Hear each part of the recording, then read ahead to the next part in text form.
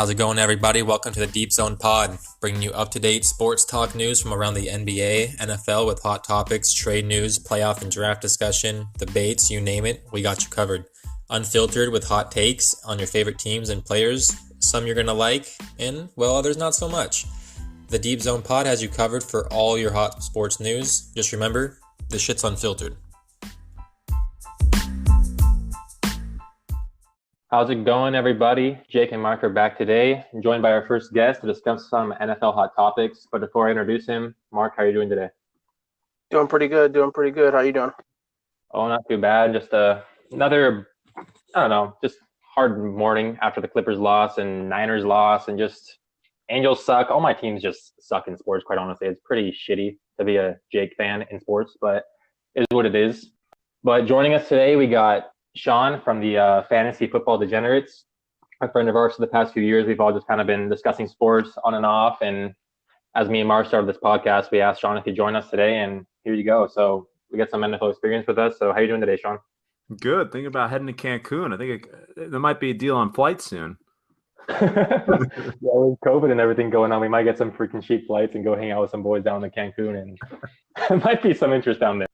Yeah, but as we promised, we're not going to just be talking hoops here. We got some NFL talk today, some juicy topics on discussion, some Brady and the Bucs, some 49ers, Seahawks, NFL West battles, and just kind of, the Trevor Lawrence talk's kind of begun. It's week one, but he's about to get going playing soon, and I'm ready to see him get going. I'm ready to see him get in the NFL, and we have a few teams that he might end up with, which we don't see much hope for their futures, quite honestly, this year. So we'll leave you with that, and we'll get to that later on. But kind of kick it off, we're just going to jump right into the Brady and the Bucs discussion, and kind of, are the Bucs in trouble? Do they kind of have just the first week kind of low?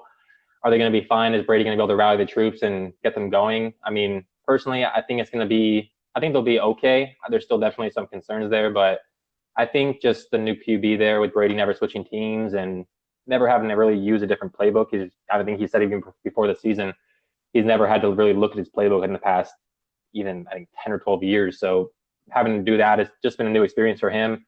No preseason. So overall, I just see it's a little weird situation. Mark, I know you have some takes on this as well. So what do you kind of feel in the Bucs? So this is Brady's first season on the Bucs.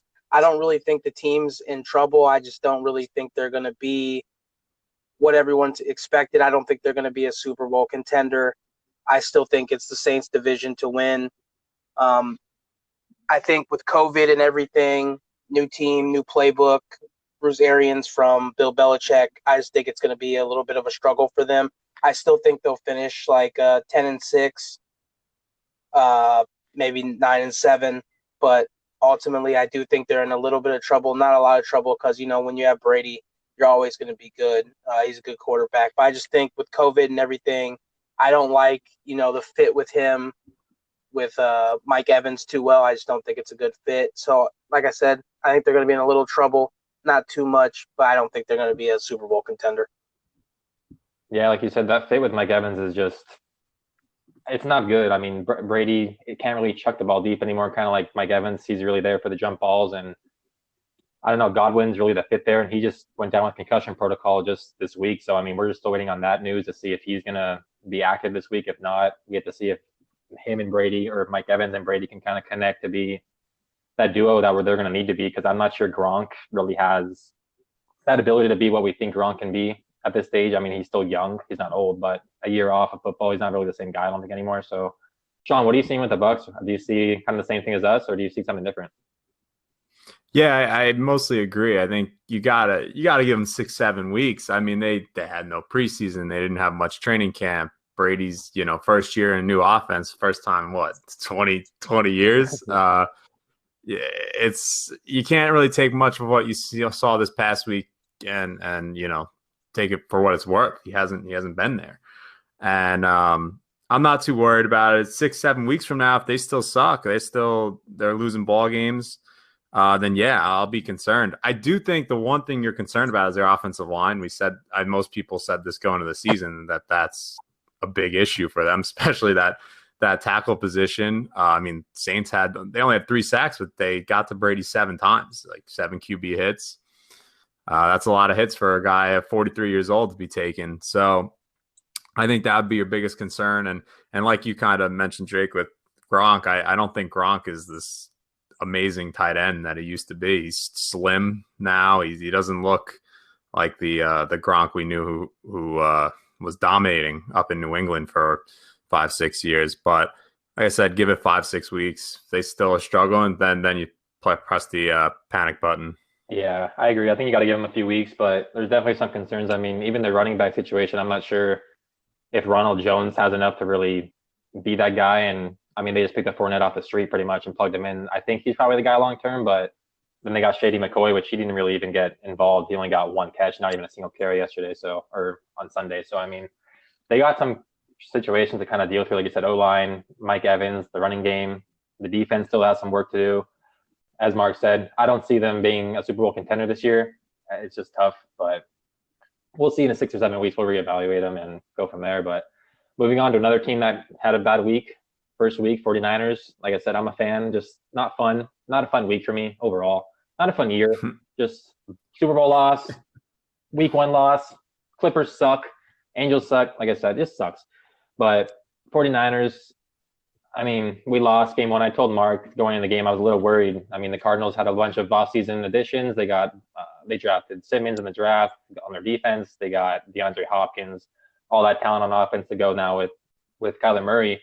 And I thought they were gonna come out hot. I thought we might come out a little bit flat with all the injuries we have going on and just off a Super Bowl loss. Our team is probably like, all right, we can rally. We'll be fine. We have some injuries, but we'll be fine by the end of the year. And that team is ready to compete right away, and they're out to prove something. And I'm not sure they're going to be able to compete in the NFC West, but I know the 49ers want to. And first game, they didn't really look like it. Jimmy missed some throws, so.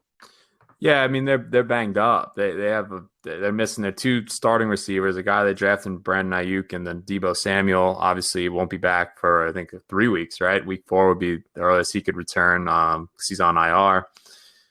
I think they're going to be fine. Ultimately, yeah, they might have a little bit of Super Bowl hangover, but their defense is still top 3 worst. There's no way maybe 2 teams are better than them, the Ravens and the Steelers, and they'll be fine ultimately. But yeah, I would be a little concerned about the Seahawks.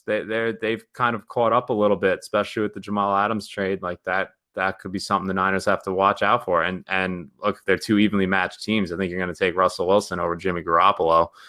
And the Cardinals have made a lot of moves too. They getting DeAndre Hopkins, Isaiah Simmons, those are game changers for them. I still think they're going to be better than the Cardinals. I think defensively, and then when they get healthy offensively, that's a game they'll win the second time around.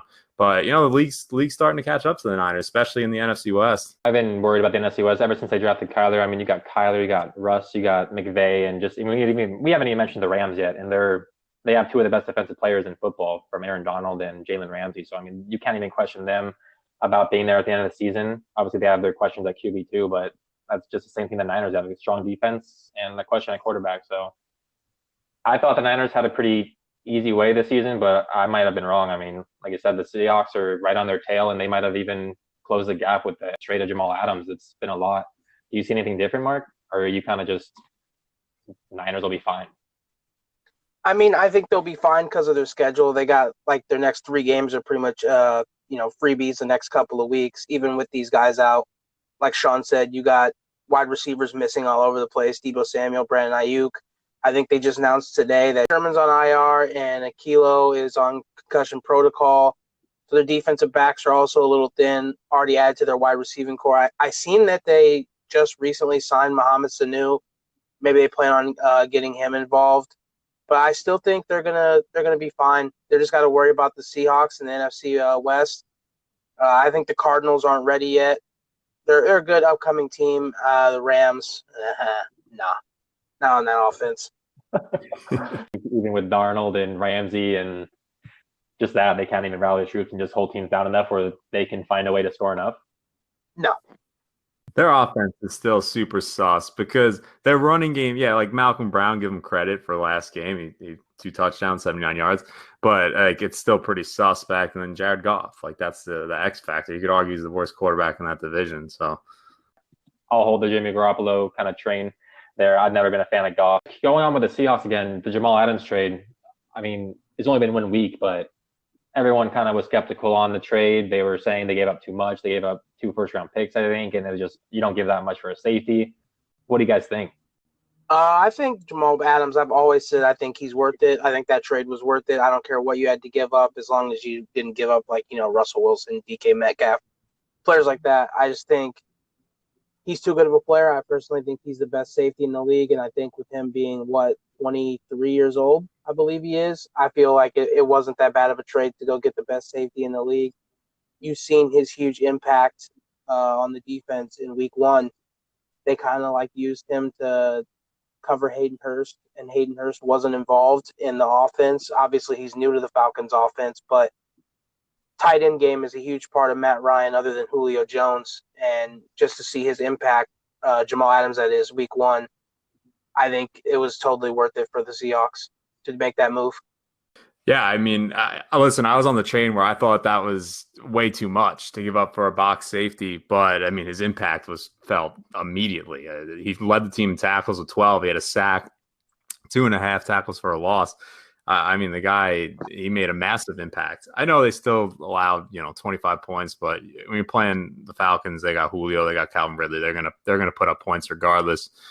But the Seahawks, I think they closed the gap. You could argue they might be the best team in the NFC.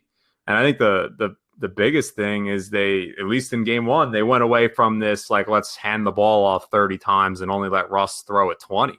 I mean, he threw the ball 35 times, completed 31 passes, 89%.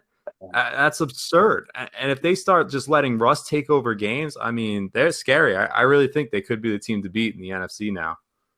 I've always wanted Russ to throw more. I thought this guy's so good. You need to let him throw more. I've seen him play the Niners so many times. And like you said, they've always wanted to hand the ball off. And they don't really have that guy that they can really say, we need to just hand the ball off anymore. Like Chris Carson, Carlos Hyde, these aren't names that excite me. I'm not sure they excite the Seahawks anymore. And if you have a guy like Russ, you let that dude go out there and sling that shit around. And damn, like you said, 31 for 35, 4 touchdowns. Yeah, the Falcons defense, not the best.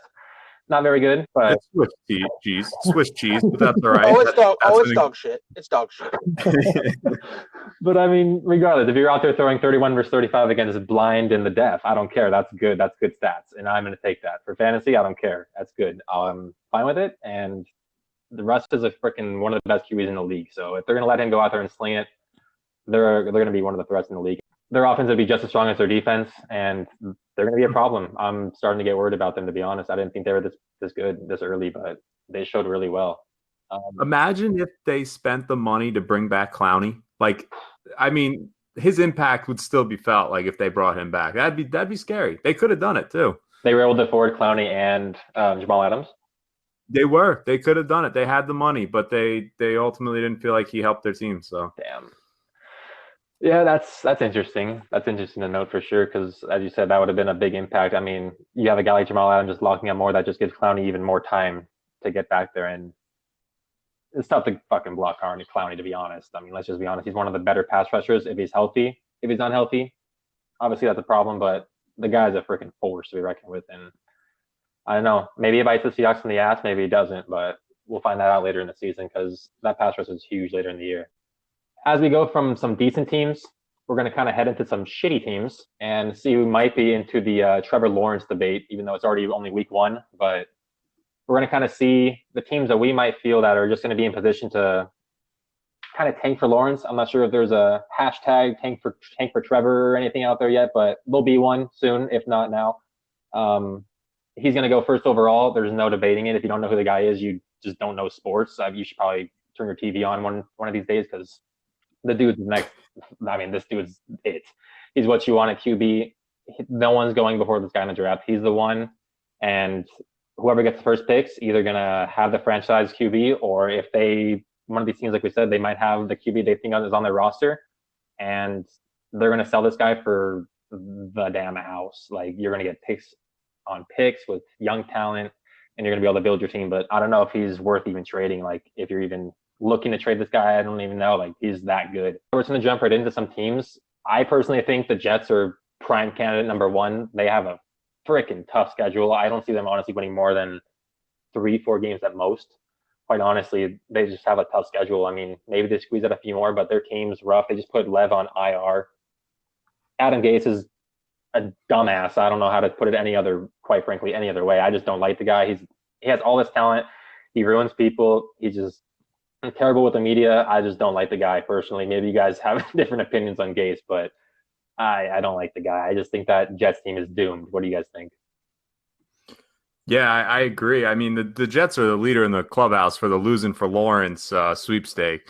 I mean, between Gates and they just have no talent offensively. Defensively, they traded their best player. Honestly, he's the best player on the entire team. Mm-hmm. I can't see them winning, like you said, more than 4 games. I don't know where they're getting the production. They looked the part week 1 against the Bills. They lost Le'Veon Bell now for 3 weeks to a hamstring injury that he claimed he never had, and now there you go, he's out 3 weeks.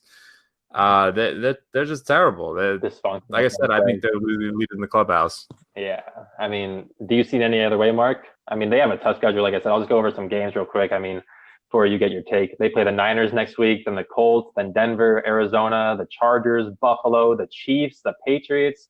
Then they have back-to-back games with the Dolphins, the Raiders, Seahawks, Rams, Browns, and the Patriots again. Like I said, I don't see more than 3 wins in there, and maybe a few of those are the Dolphins, and those are division games, and those can go either way. And by week 10, Tua's in the lineup, and they're a better team. So, what do you see, Mark? The Jets are terrible. They're going to be one of the teams tanking for Trevor. I don't know if they'll be keeping Trevor or whatever they want to do because they have Sam Darnold. Maybe they think Sam Darnold's the future. But they're definitely going to stink. If I was them, me personally, I love Trevor Lawrence. I want my team to tank for Trevor Lawrence, but we're not going to be able to. I just don't see what their future holds, especially this season. They just don't have very much talent. Like Sean said, they just traded Jamal Adams. Receiving core's terrible. Offensive line stinks. They're just all over the place. They're a mess. Adam Gase is an idiot. This dude last year signed Le'Veon Bell, wanted him on the team, and then by the trade deadline, he wanted to trade him. So I don't know. The Jets are terrible. They're definitely going to be in a spot to draft Trevor Lawrence. But you mentioned Sam Darnold. I mean, you could think the world of him, right? He went, third, fourth overall, second, third overall? I forget in that draft. But the day they lock in that they have the first pick, you say, Sam, listen, what do you want? A private jet, a limo? Where do we got to send you? Because your ass is gone. Like, you pay whatever you need to pay to send that guy anywhere else because the day you lock in that pick, he's done. Like you said, I mean, like you guys said, I think Trevor's a guy.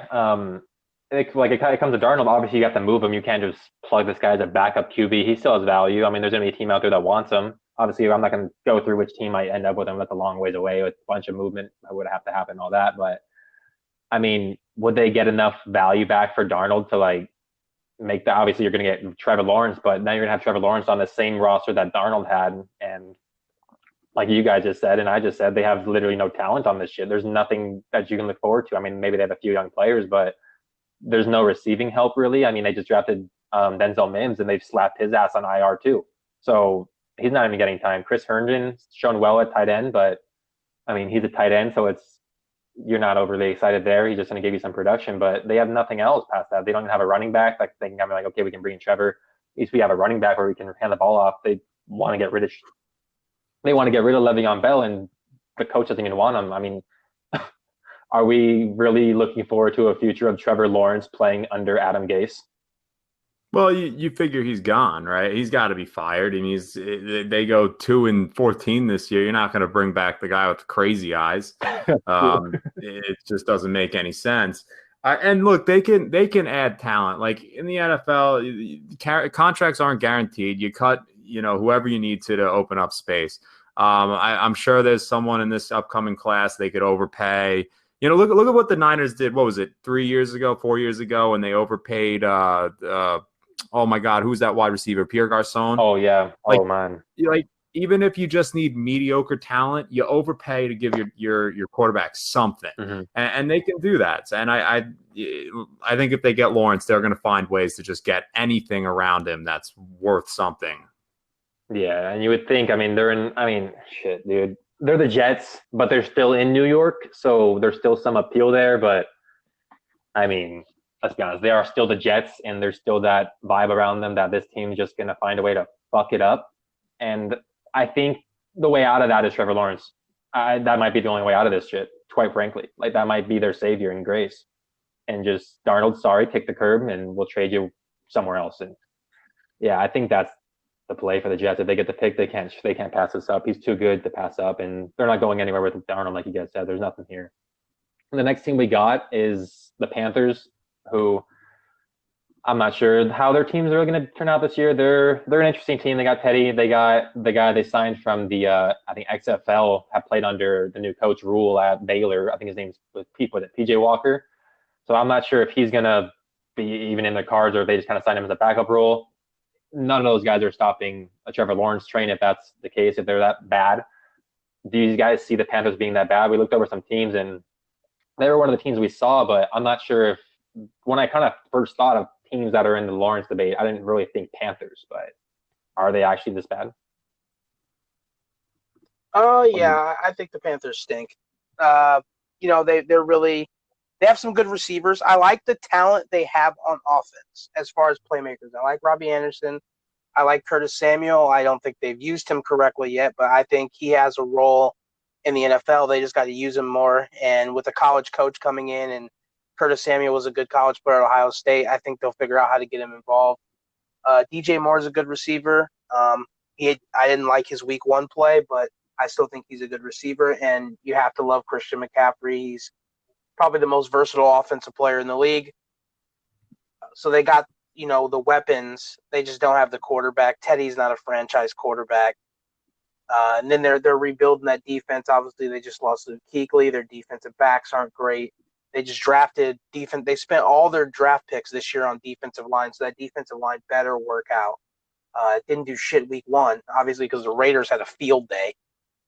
But yeah, we can talk about that. He's a Raider fan. But I think this is a team that's definitely viable to be in the lose for Lawrence category. They're up there. They're definitely a contender. I do think their offense is going to just be a little too good to be the worst team in the league, in my opinion. Like, when you look at the Jets and what they have on paper, and then the Panthers, like, it's just much better. I mean, like, Christian McCaffrey is arguably the best running back in football. DJ Moore, one of the better receivers. Robbie Anderson. Like, you go through the list, they just have too much talent. And, like, although I'm not the biggest Teddy fan, like, he's still average. And I just think they're probably going to win a little too many games to truly be like the worst team in the NFL. Unless Teddy goes down, that'd be the only other way. And, Kyle Allen's out there throwing 5 interceptions a game again. Well, lucky for them, Kyle Allen moved on. They moved on from his sorry ass. I forgot about that. Yeah, I think Coach Rivera took him with him to the Washington football team. I almost called them the team that shall not be named anymore. But yeah, so we might see Will Grier, maybe, like I said, PJ Walker, maybe he steps in there. But if that's the case, maybe we see them as number 1. It's tough to see them. Like I said, there's a lot of offensive talent here. There's still some solid defensive players. If Trevor Lawrence were to somehow squeeze his way onto this roster, holy shit. Like you guys said, there's offensive talent abounds. I mean, you plug him with McCaffrey, DJ Moore, Curtis Samuel, Robbie Anderson. I mean, geez, that's going to be an electric offense, and a young offense too. Like, that's going to be fun. I just don't think it's going to be in the cards really, but it's fun to discuss. It might be there, but they have a tough schedule as well. It'll be mentioned, but another team. If you're a Panthers fan, you're praying that they suck that bad. You really are, because you're loaded next year if that's the case. Yeah, and I mean, let's be honest, they're probably not a playoff team this year. They're just one of those middle-of-the-road teams that they're going to end up with a 10th, maybe. If everything goes right this year, they end with like the 10th to 15th pick, maybe a little higher. And right, if they suck, they get a little higher, and maybe they can package some stuff together to move up if needed. But yeah, I like Lawrence in this spot. It's just tough to see. Another team that we had on the cards is the Jaguars, which, I mean, I think the Jaguars have been in discussion for taking the top quarterback for the last, 10, 15 years. And they just don't. They take someone else, or they just take someone like Blaine Gabbert, or who was the last guy that just failed? Blake Bortles. Yeah, Bortles. They take, or like Blake Bortles. Like, they just take guys that have some question marks, and they just don't have talent around them to make it work. They got to the conference finals or conference championship with Blake Bortles one year. With their team was absolutely just stacked with talent, and they lost because Blake Bortles just couldn't get the job done at the end. I mean, again, they're here. Well, here we go again. They have a chance to get one of the better QBs in the last decade. Are they going to be in position? Yeah, they'll definitely be in position. They did definitely get a big, huge win week 1 against the Colts, my team. Good God, we stink. But yeah, they'll definitely be in contention. Their team's not very talented, as you've seen. They pretty much already admitted themselves into the world that they're tanking for Lawrence. They got rid of Leonard Fournette for literally nothing. They traded Ronnie Harrison, one of their young safeties, to the Browns for a 5th-round pick. He's way better than that. Their receiving core is literally DJ Chark, Laviska Shenault, and free agency pickups. Their offensive line's terrible. They just traded Yannick Ngakoue as well. They're clearly tanking, rebuilding, and I definitely think they'll be in contention for Trevor Lawrence. Kind of like the Jets, except for a few better receivers, pieces. A very not talented team, so I think it'll be very similar situation to the Jets if he were to go to the Jags. I thought they were going to be bad. I predicted them to go 1-15 when we put out our predictions. I had on pick 6 for everyone's schedule. But listen, Minshew Mania is real. Whether this guy is a franchise quarterback or not, I still don't believe so. But he's clearly not bad. He's clearly at least a very solid quarterback, and I think that's going to be enough for them to just miss out on Trevor Lawrence and even question whether they should draft him. I also think I kind of underrated their defense. Even after they traded everyone, they still have Miles Jack, Joe Schubert's no scrub, CJ Henderson, who they drafted this year in the 1st round. He looked pretty good in week 1. I mean, they're still probably a max 5-6 win team, but I think that they might ultimately fall out of this conversation come midway through the year, thanks to the stash there. Jacksonville's great Minshew Mania. I bought in the Minshew Mania a little bit last year too. He's just fun to watch. I literally see this guy being our next Ryan Fitzpatrick. When Fitzpatrick's gone, Minshew is going to be that guy that just sticks around, finds his way on a team, and just starts over the guy where it's like, why the hell is Minshew starting again? How is this guy on a team still? And here he goes for 4 weeks, and he just does some stupid magic, makes it worth it, and it's enough to get him on a team again. Like you said, it might be enough to get him out of here because I kind of like their offensive talent. Yeah, the running backs are shit. I mean, they drop Fournette, it's whatever. Running backs are a little bit replaceable in this NFL right now, so it's what it is. But I like the receiver core. I mean, DJ Chark and Laviska Shenault, I think, is a legitimate 1-2 duo potentially. I mean, I'm not sure how much Colin Johnson has going for him. I liked him coming out of college, but not as much now. I mean, we'll see. He's kind of a 3rd, 4th option right now. They still have D.D. Westbrook and Keelan Cole. Like they have talent on their team. It's just, I mean, like you said, when you look at the Jets, they don't have anything. I mean, the Jets just don't have nothing going for them. At least this team has a few offensive pieces, and like you said, they still have a few defensive pieces as well. I'm not sure they're going to stick around long term with their situation and stuff. It might be best if they just maybe trade some of them unless they're going to sign long term. But yeah, the Jaguars might be just another Panther situation where they're just slightly too good offensively to be that bad, and that might just cost them another chance at another good quarterback. Maybe they get someone else, but I'm not sure Minshew, like you said, is a franchise quarterback. But the last thing we got is the Lions, and I don't even know what to think about them, to be honest. They're just, I don't know. I'm just gonna let you guys run with this one because I don't know what to think on the Lions. Quite frankly, they're just always in this situation again, and they don't find the way to get in the situation. But now Stafford's getting old, so what do you think? This is literally the Bengals of last year, where but a little different, where Stafford's better than Dalton, but like quarterback's not the issue for the Lions. It's literally everything else, other than maybe wide receiver.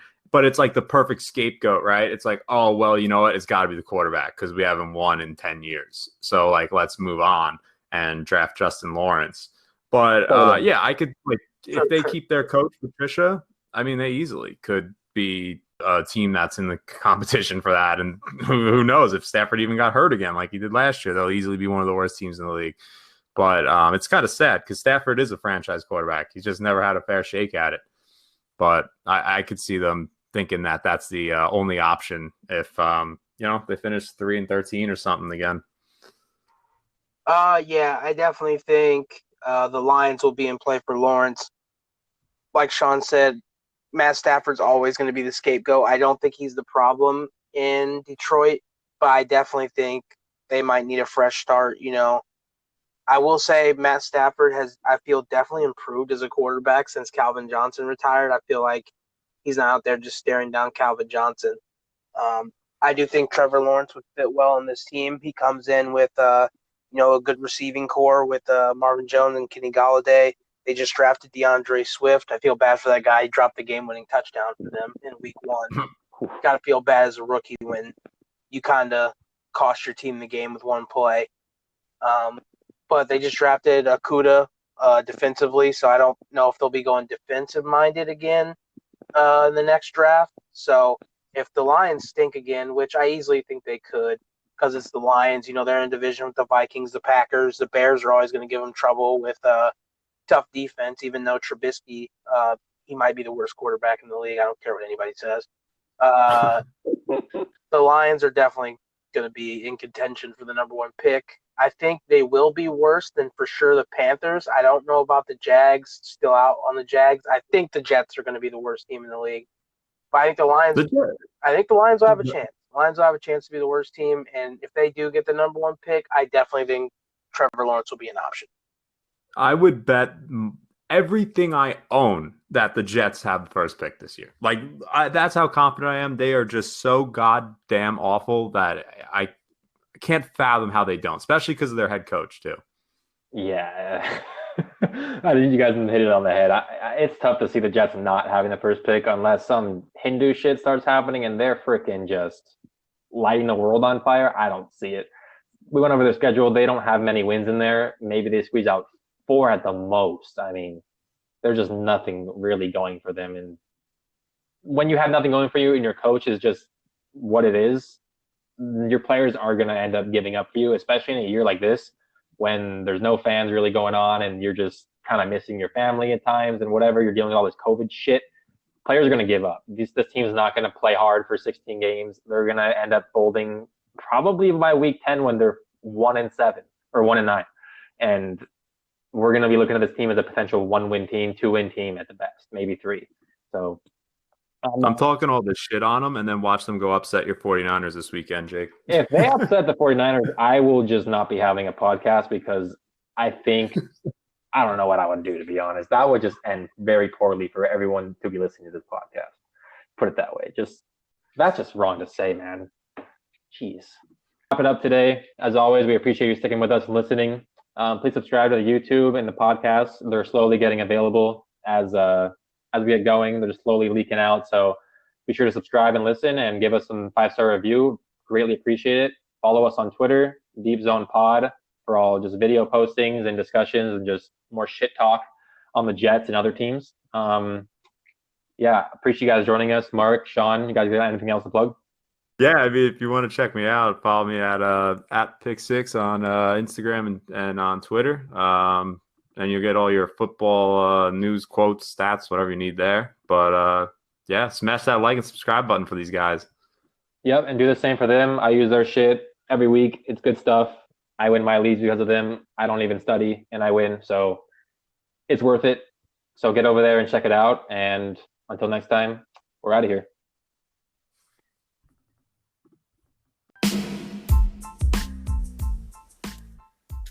Remember, you can find us on Twitter at Deep Zone Pod for all your sports news. Take care.